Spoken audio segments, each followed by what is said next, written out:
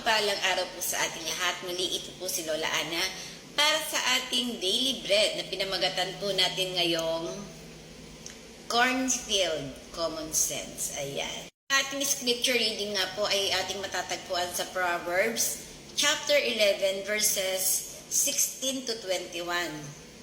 Sabi dito, "Be sure of this, the wicked will not go unpunished, but those who are righteous will go free." Yan, marahil po ay makaka-relate dito yung mga lumaki sa taniman ng mga mais. Ayan. So kung nakikita po ninyo kung paano tinatanim at inaalagaan yung mga mais habang nagkakaroon sila ng bunga, di ba, yung mais na ganun, tinatanggal nila yung pinakabuhok. Yan. Para daw po ma-avoid ang pollination. Ito yung pagbagsak ng mga corn seed sa lupa at tawag dito, tumubo uli. Ayan.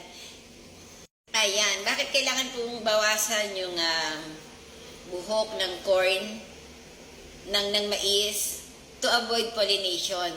Kasi yung ibang halaman po na nasa tabi din, itong mga mais na to, which is mais din, naglalaglag na sila ng mga corn seed.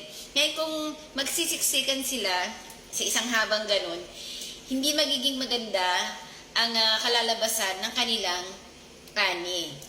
Alam na alam daw po ito ng mga manufacturer ng mais na kapag maganda yung corn seed, maganda yung ani. So dito pumapasok po yung ating katagang you reap what you sow. Kung ano ang yung tinanim, yun ang yung aanihin. So sa madaling salita, kung nagtanim ka ng magandang binhi, maganda rin din po yung bunga na yung aanihin.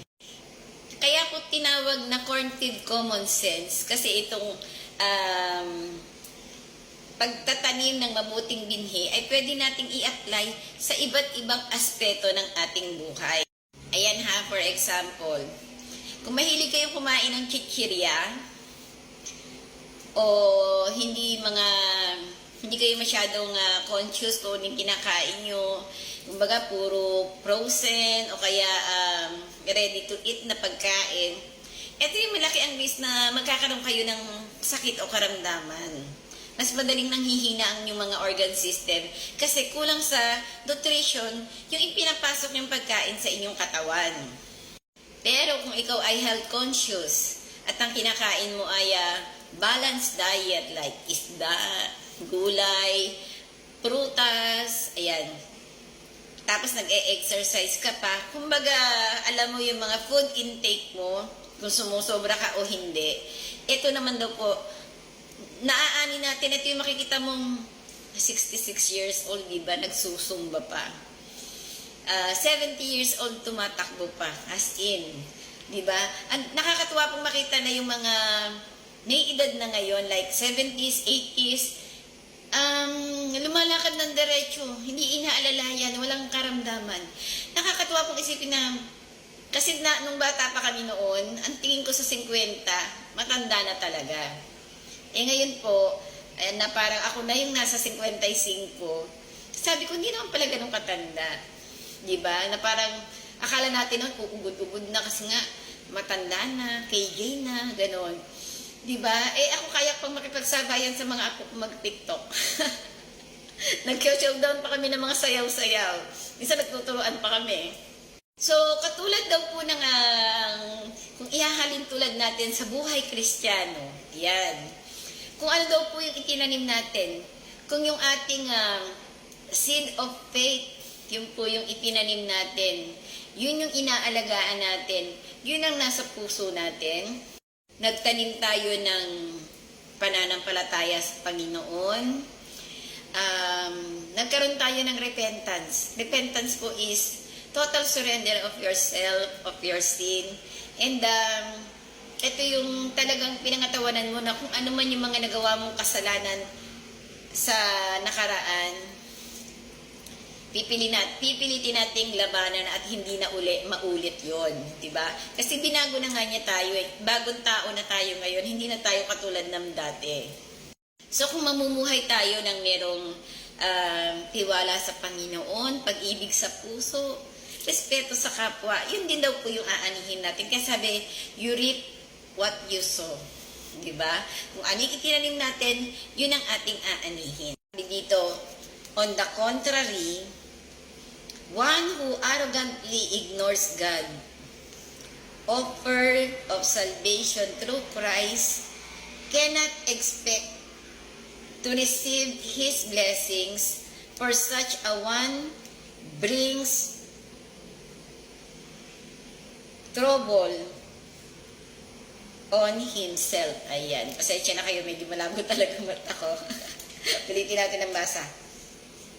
Sabi dito, in contrast, one who arrogantly ignores God, offer of salvation through Christ, cannot expect, hindi daw dapat mag-expect na makaka-receive siya ng blessing galing sa Panginoon. At ang matatanggap niya ay, instead of blessing, brings trouble on himself. Yan.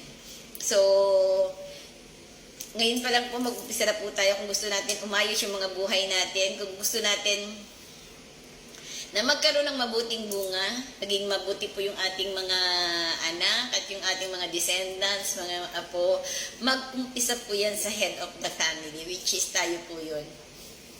Kung ano yung puno, siya po ang bunga. Sabi po dito, sa chapter 17, verse 17. Proverbs chapter 11, verse 17, sabi dito, what are you planting? Anong itinatanim mo? What kind of yield will your life produce as a result? So, kung ano po yung magiging resulta ng ating buhay, nasa atin po yun. Sabi nga naalala ko tuloy si Brother Mike, ayan, sabi niya, it's your choice. Kasi kahit ano pong paliwanag ng mga preacher, ng mga tao sa paligid ninyo, kayo pa rin po yung magde-decide kung susunod na ba kayo, kung kailangan nyo na ba talagang mag-decide ngayon. Yan. Pero ako po, honestly speaking, kung ano po yung peace na nararamdaman ko ngayon, yung joy, ayan, gusto ko po maramdaman nyo din, kayong mga nakikinig. Kaya, ito po pa yung kapatid, huwag nyo na pang pabukasin. Yan, makipag-usap na kayo mamaya kay Lord. Wala naman kayong ibang kakausapin kundi si Lord. Hindi ako, kundi siya. Kaya, with that, maraming salamat po sa inyong lahat. Harinawa pong nakatulong sa inyo ang Cornfield Common Sense, which is, you reap just what you sow. Ayan. So, kung ano pong itinanim natin, yun ang ating aanihin. With that, isang magandang gabi po sa inyong lahat. Ito po si Lola Ana. God bless us all.